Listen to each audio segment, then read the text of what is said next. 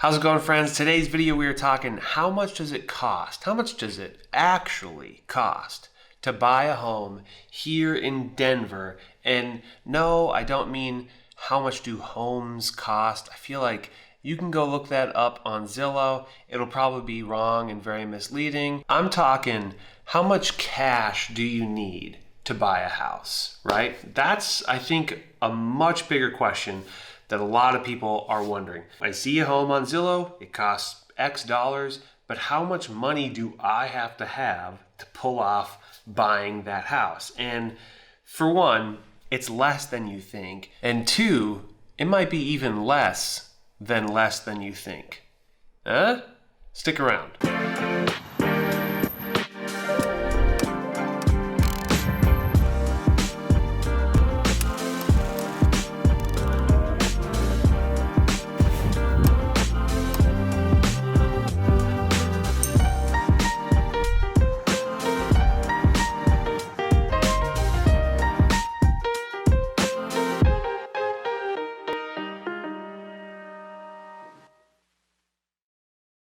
How's it going, friends? My name is Jesse Lynch. I run the hardest working real estate team anywhere in the world. We are called Welcome to Denver. Check out our website, welcometodenver.co. That's biased, but what are you going to do? This is our YouTube channel. But speaking of, this YouTube channel is all about helping you find a place to call home here in the Denver metro area. And that's whether you're moving here from out of state or just buying a house for the first time, or combination of the two, kind of like a specialty. If either of those two things appeal to you, do us both a favor, subscribe to this channel, click that little bell, get you notified, give this video a thumbs up, and say what's up in the comments. Truly, these videos take a long time. I would appreciate the thumbs up very, very much. Do it right now, okay? And one little teeny piece of housekeeping. If you are considering making a move here to beautiful Denver, Colorado, do yourself a favor and get a hold of us. You can check out our website, welcometodenver.co. We have a contact us form on there that goes directly to moi. You can email us at info@welcometodenver.co. You can give us a call or a text at the number on the screen, or you can just travel back in time and leave me a message somewhere, and then eventually I'll remember to call you. Although that hasn't happened to me yet, so unless it's about to happen to me, that would be cool. So do that if you can. But okay, enough of that. Just goofing, I apologize for that. Today we're talking about how much cash do you basically need to buy a home here in Denver, right? So before you're ever spending any cash, right, you can do a whole lot as far as a home search. You'll never have to spend any cash until you get to a certain point, right? So for one, you can window shop, and by which I mean, like windows on a computer. Like you can look online at homes all day long, doesn't cost you anything. May I suggest not using Zillow? However, you can look at houses on the apps all day long if you want, doesn't cost you anything, right? You can meet up with us and you can have a Zoom call, or we can meet in person, and it does not cost you anything to do that. We can put you in touch with a lender. You can get a pre-approval from our preferred lenders. You can go to some other lender that you want to work with. That's cool as well. Shouldn't cost you a dime. They should be able to pre-approve you, run your credit, give you an idea of how much you can afford. Still, up until that point, shouldn't cost you a single cent except maybe gas money, whatever, if you're meeting with somebody. So for the sake of this video, we're going to say that you're going to work with us because this is our video after all. And we're going to say that you're going to work with our preferred lenders because they're amazing and we absolutely love to work with them. And we're going to say that they pre-approved you for up to $450, but you want to stay under $400,000 based on the payments, the monthly payments that the lender basically says, okay, under 400K, here's what your payments are. And you're like, cool, I like that. I'm comfortable with that. $400,000, that's your budget, okay? Sweet, you have your pre-approval, you're good, okay, I wanna stay under $400,000. We start looking at homes, and still, that doesn't cost you anything except, again, gas money for you to get around. And you can even make offers. You can make 5 offers if they don't get accepted. I mean, I hope they do, but if they don't get accepted, it doesn't cost you anything to write offers. And the first time that you'll ever have to part ways with any cash that you're putting towards the home is you get an offer accepted, and then you have earnest money, okay? Earnest money is the first cash at all that you're gonna part ways with in this process. And now legally, we can't tell you here's how much earnest money you have to do. That's up to you, right? Because you're the one who is deciding what you want to offer. The earnest money is part of the offer. So you get to decide what that is. Obviously, we can coach you. We can say, here's about the number that we see. And for the sake of this and a general guideline, a very common number that we see is 1% of the total purchase price of the home. So for a $400,000 house, let's say you're going to put $4,000 as earnest money. Now, the $4,000 as earnest money will eventually go towards other things. So that's not necessarily this other money above and beyond. Earnest money is fundamentally a deposit. Just to show you that I mean business, I'm going to give you this earnest money. Your listing agent or the brokerage actually will hold on to it. And if I back out for any reason, that earnest money can be forfeited to the seller. And if I back out for any reason outside of the purchase agreement, outside of the terms we agreed to in the purchase agreement, then that earnest money is forfeited to the seller. If I back out for anything within the purchase agreement, I retain that earnest money, right? So anyways, earnest money, about 1%, we're gonna say $4,000. That's gonna go sit over at the listing agent's brokerage. And when you go to close, that money will go to the closing table or, theoretically, and that will reduce what would otherwise be your cash to close. Okay, real quick note, it's very common that a lender is gonna say, here's your cash to close amount. Cool, that $90,000 down payment has been reduced by that $9,000. That makes your down payment $81,000. Anyways, that's kind of getting into the weeds, and that doesn't really fit our scenario, but just so you know, earnest money eventually reduces your cash to close. Okay, so let's get all those numbers out of your head except $400,000 purchase price, okay, and $4,000 earnest money. Boom, send that over to the listing agent. That it's going to sit there. Just know that you need that approximately 1%. Could be more if you want to be really competitive, but you're going to need that money shortly thereafter getting an offer accepted. Okay, so the next amount of money that you're ever going to need to part ways with at all, and this is technically optional, we would always recommend it. We are never going to be the people who tell you not to do this. This is entirely up to your risk tolerance, and that is basically inspection. But an inspection is going to cost you a little bit of money out of your pocket, and that it's going to range from $400 to $700. It depends on how many of the sort of a la carte items you're adding to it, right? So just to make it easy, I'm gonna say $500 for inspection, okay? And that $500 basically gets paid to the inspector. You're never seeing that money again. That money is basically to make sure that the home that you're buying is sound, or at least sound to the point that you are happy with it. Okay, so that brings our total up to $4,500 out of pocket so far, and that's for earnest money and inspection. The next thing that you're going to be paying for out of pocket is basically an appraisal. An appraisal is basically when the lender, the person who is borrowing you money, they hire a third-party company, a third-party person, a third-party appraiser to go look at the house and make sure the price that you're paying for it is what it's worth, or at the very least, is the price that they're paying for it justifiable, right? Can we justify the loan that we are lined up to give this person? And really what a lender's trying to avoid with an appraisal is they lend you a buku bucks to buy this house, right? And then you stop paying on it, so then they foreclose on you, which means that they take it back, and now they have this home that they have to sell, and they're afraid that if they didn't do appraisals, they would now become the owner of homes that were no longer worth, or that maybe were never worth, the amount of money that they lent on it. So then they would be underwater, at which point that would become a terrible investment for them to give you a loan on a home that isn't worth what they're lending on it.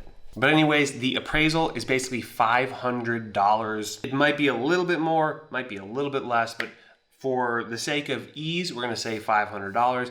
And that's gonna usually happen a few weeks out from when you close on a home, right? Maybe 3 weeks out, something like that. So that puts our total so far at $5,000. You got $4,000 earnest money, $500 inspection, $500 for the appraisal, boom, $5,000. Okay, and then we're gonna move on to sort of the next piece of what you're gonna need cash for, which fundamentally is going to be the down payment of the loan. Okay, so first of all, I understand that your parents or your grandparents or your great-great-great-great-great-grandparents might be like, you need 20% down to buy a home. No, you don't. Okay? That's a myth. I don't know. It used to be a thing, but that's not a thing at all anymore. Right now, you can get a loan for as low as 3% down. There's also a loan called an FHA loan for people with worse credit, and you can get into a home for 3.5% down. But if you have better credit, you can get into a conventional loan for 3% down. And what is that 3%? It's 3% of the total purchase price of the home. Maybe that's obvious, but so in this case, we're talking a $400,000 home. 3% of that is $12,000. Okay, so a $12,000 down payment. That's pretty good to get into a home that is worth $400,000. Shout out Robert Kiyosaki, small hinges, big doors. Comment below if you have any idea what I'm talking about. Okay, there are higher down payment percentages. You can go 5% down, you can go 10% down, 15, 20. You can pay all cash. If you have that much cash, well, why are you watching this video other than to just hang out with me? I guess, hey, I appreciate it. Give this video a like if you have all cash and you're just watching this video to hang out with me. Okay, but for the sake of this video, we're kind of trying to do what's like the lowest amount that you can get into a house for reasonably in the Denver metro. So we're going to say the 3% down payment, that's $12,000. But remember, we've already paid $4,000 in earnest money. So that isn't on top of the down payment, that is subtracted from the down payment, or I guess that, I don't know, is part of the down payment. So even though this is a new number, $12,000, it doesn't go up by that. So the new total for earnest money included and the remainder of the down payment and then the inspection and the appraisal is $13,000. Okay, so $12,000 is your down payment, $500 appraisal, $500 inspection, $13,000, okay? That's not everything, so be cool. Now, this part might hurt a little. This part is basically a commentary on the state of the market as we stand. The market is very, very competitive. You've probably heard that, but what does that mean? What does that actually mean for your cash out of pocket? So the one biggest factor that I would say that it means for your cash out of pocket is that you might have to come up with extra cash for a piece of an offer as sort of one of the levers that you can pull to get offers accepted. And that is called an appraisal guarantee or an appraisal gap or appraisal gap coverage, which is basically to say, in this market, if your budget is $400,000 and we're getting you a house for $400,000, that home was not likely listed for $400,000. More than likely, it was listed at $375,000 or less, right? It depends on the house, depends on how it was listed. But as like a general rule of thumb, and when we're in the field, when we're like doing it, we'll get more into the nitty gritty. But as an approximation, at this price range, we're talking $25,000 over list price. So this house that you have under contract for $400,000 actually was listed at $375,000. And what a lot of sellers want to see in this market, and yeah, I know you're like, well, they don't always get what they want. Well, unfortunately, they kind of do right now, okay? Sellers have all of the power right now, and I think it's going to be that way for quite some time to come. So what happens when you offer $400,000 on a home that's listed at $375,000 is that the seller wants to see what is called an appraisal gap coverage, which basically what they're saying is, hey, we have this house listed at $375,000. That's what we think it's going to appraise for, okay? And you're coming in offering $400,000. And what would normally happen is if you offer $400,000 and the home appraises at $375,000, then the buyer sort of has the power to say, I'm not going to pay $400,000. This house is only valued at $375,000, right? But in this market, the seller on the front end says, hey, you're not going to do that to me, okay? So buyer very, very often to win offers in this market has to say, hey, if it appraises at $375,000 like you have it listed, I'm going to pay the difference in cash, okay? That's $25,000. That is no small amount, and I realize that. And that is the least fun thing happening in the market right now, I would say. Yeah, probably the least fun thing and probably the hardest pill to swallow is that If you go over by $25,000 over the list price, that means that you have to have that much in cash, at least on hand. Now, there's a chance that it's going to appraise for higher than that list price, and you don't have to come up with that entire amount of cash, but you have to be prepared to spend that amount of cash, okay? And you don't always have to go $25,000 over to get it, but as an approximation, that is a number that we're seeing a lot of, right around this price range. Okay, so take that 25 grand and stick it on top of that $13,000, and we are talking $38,000, okay? That escalated quickly. Okay, but if you're like, what? That's ridiculous. Don't leave quite yet. I have some good news at the end.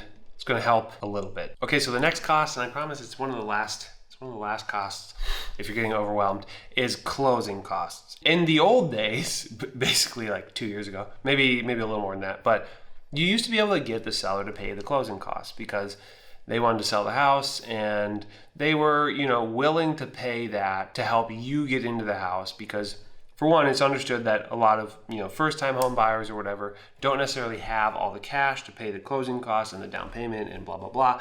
So they would sort of, as it was just part of the market, that it was pretty common that a seller would pay the closing costs. That is not the case in today's market, unfortunately. It is very, very, very difficult to get somebody to pay the closing costs. If you feel you have to or don't have the finances to pay your own closing costs, basically, we're gonna wait until there's a house that's been on the market for a little bit, right? Where there's no competition at all, then you might be able to do that. In that same situation, if it's out there, which right now there's very little of this at all. I don't want to lead you on and make you think that this is a likely possibility, but if you can find a home that's been on the market for a week, you might not have to do the fancy appraisal gap coverages, right? It might actually just be sort of priced at about what it's worth, and you might be able to get it for that, right? Without any additional appraisal guarantee money. But I just want you to be prepared in this market. Like, if you don't have exactly this number we're talking about, then we can still probably make something work, right? We can still get you a house. But basically, I don't want you to be blindsided. That's all it is. I want you to know these numbers and have realistic expectations coming into this so that when the time comes, you're good to go, okay? Closing costs. Anyways, closing costs approximately on a $400,000 house. I'm going to say it's going to depend on the lender. It's going to depend on a couple things, but I'm going to say approximately it's going to be 2% of that total purchase price, which comes out to about $8,000. Okay, and $8,000 in closing costs when added on to all of the other things, okay? The inspection, the appraisal, the down payment, which includes the earnest money, the appraisal guarantee, and now the closing costs. That is a total of approximately $46,000, give or take. Now, before you're just like, I'm out of here, this is ridiculous, I have a few olive branches to extend you, a few things that might put you at ease a little bit. The first of which is called down payment assistance, right? And there are several different programs. I'm not gonna go super deep into them in this video because truly that's a whole nother video, and it's a long video too. We, and by we I mean our lenders, use all the time, and they're very, very powerful, and they can be very, very helpful for people who maybe make really good money but don't have a ton of cash saved up, right? Honestly, to the point where in a very slow market, a person can get into a home for like $1,000 out of pocket. Okay, plus appraisal and inspection, but still $1,000 out of pocket. That is nuts that you could buy a $400,000 house with that much money. But in this market, that's not a very realistic thing to expect. That would be getting the sellers to pay the closing costs. There would be no appraisal guarantee. Not particularly doable in this market in the Denver metro area. Maybe certain parts of the market, yeah, maybe that could happen, but not so much right now. Okay, and these down payment assistance programs, they work in varying ways. Some of them are forgivable, some of them you pay back over time. Again, not gonna totally dig into that, but there are a couple programs that come to mind as being the most usable, depending on your situation. One is called CHAFA, which basically allows 3.5% down contribution, right? So their contribution can be 3.5% down, depends on the loan type, but just as an approximation, this isn't lending advice. Basically, I'm gonna say that CHAFA can allow for a $1,000 contribution from you. As in, Chaffa is going to give you this chunk of money, and the only thing that they need from you for tour, but they can take your down payment amount, which right now we have as $12,000, and they can basically turn that into $1,000. So when you subtract the contribution from that program, you could get down, so if all other numbers are the same as where we were at before, which was $46,000, and then you subtract the remaining part of that down payment money to where your contribution is only $1,000, that puts your new total out-of-pocket contribution to $35,000, okay? And that's with one program. There is another program called the WISH program, which certain lenders that we work with have. It's a very, very powerful program for the right people, and they'll do a sort of a match program that can eventually be forgiven. Not gonna dig into it too deep, but basically if you have at least $5,500 into it, they can contribute $22,000 to your total sort of all-in money, and that's, you know, down payment assistance, that's closing cost assistance. They can also sort of pay down your interest rate, and it's powerful for the right people. Depends on your income. So if that WISH program is the right fit for you, then, or more importantly, if you're the right fit for it, then you can take that $46,000 out-of-pocket contribution and you can whittle that all the way down to $24,000 out of pocket. That is pretty good. And then again, towards the loan, your contribution would have to be $5,500. So basically, if you're using the WISH program, you might get some better terms out of this, but you could get into a home for somewhere around $31,000. And that's being able to offer with that $25,000 appraisal guarantee and, you know, and all that other stuff. And that is still with an offer that includes the appraisal gap coverage and all other things being identical. You're somewhere around $32,000 out of pocket. And that's quite a bit better than $46,000, but still not phenomenal. One thing to consider would be a new build. A cool thing about a new build is, for one, it's probably gonna be more expensive, right? It's new. More than likely, it's gonna be more expensive than some other house that you're looking at, but you might be able to avoid the likes of an appraisal guarantee. So, which is, again, we're talking like 25 grand. So if you can get into a new build, if you can afford the purchase price on a new build, and maybe you don't have all that extra cash to do an appraisal guarantee, then you can actually probably get into a new build for less cash out of pocket. You'd only be dealing with appraisal, there wouldn't be an inspection, you'd be doing a down payment, which could be, again, 3%, so $12,000, and then closing costs, which is $8 grand. So with those three things, you're at $20,050. And if you can use the down payment assistance program, you could probably knock off a ton of that down payment money. If you could use the WISH program, you could knock off the down payment money and the closing cost money. So to boil it down, if you can get into a new build and you can use down payment assistance, then basically fundamentally what would be left over would be closing costs and a little bit extra. So we're talking 10 grand you could get into a new build. That is way better than 46 grand, but still you gotta find a new build that you can qualify for, right? It might be a townhome, and it's also quite likely that it's going to cost more than $400K. And likewise, potentially you can use the WISH program and you could get into a new build for like $5,500, maybe $6, maybe $7 grand all in for all the things. And that's pretty powerful for the right people. Again, disclaimer, this is not financial advice. I am not a lender, but these are basically things that I want you to be aware of. I want you to know that there are these things out there.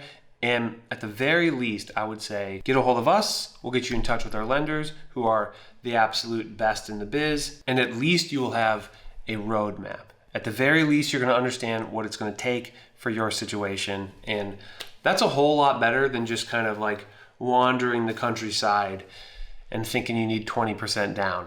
Okay, one more thing before we go. Comment down below, I want my BAC waived. Okay, I want my BAC waived. If you comment that down below, I will personally waive your broker admin commission. Basically, just to make sure that everything is compliant, and they have employees that they have to pay to make sure that everything is up to snuff as far as the brokerage goes. But for YouTube viewers, if you comment, I want my BAC waived, or hey, waive my BAC, I'll pay it for you. Thank you so much for watching this. This video took me a long time to shoot. It's a lot of numbers. It's a lot of trying to get stuff right and trying to make stuff come across clearly. I did my best. It is 10 p.m. and I'm just wrapping up. So give the video a like. I would appreciate that very, very much. If you're making a move here to Denver, or if you're just buying a house here for the first time, get a hold of us however you can. You can call or text the number at the screen. You can go to our website, welcometodenver.co. You can email us directly at info@welcometodenver.co. And as you exit the video, please do so safely. Subscribe to the channel, click that little bell to get notified, give the video a thumbs up, and say what's up in the comments. I would appreciate it very, very much. I'm starving.